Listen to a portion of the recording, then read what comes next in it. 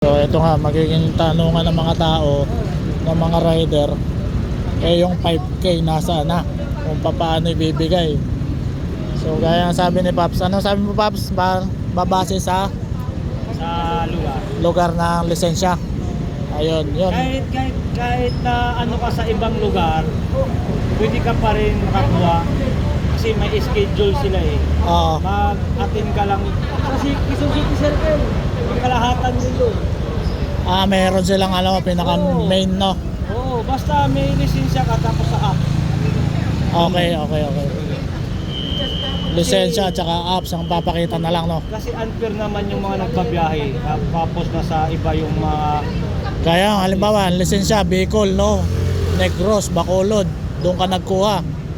Tapos dito ka na masada sa Maynila, di ba? May mga ganong senaryo hindi mawawala 'yun eh. katulad sa Cavite, wala pa rin naka-post na lista. Wala no. So antayin nyo lang lugar by lugar. Magpo-post naman sila ng So bukas Caloocan sa inyo. Caloocan. Marami na bukas. Okay, sige. Caloocan. Napaalis na tayo. Ayun lang. Ano lang, ang extend lang itong Taguig. Taguig. Madami dyan eh. April 10. April 10. Ang layo, tagal. Tapos na yung kailangan mo. Sibat na tayo, pinapalis na tayo. Oo, alis na ako. Alis na tayo. Sabi mo na. Sige sir, alis na kami.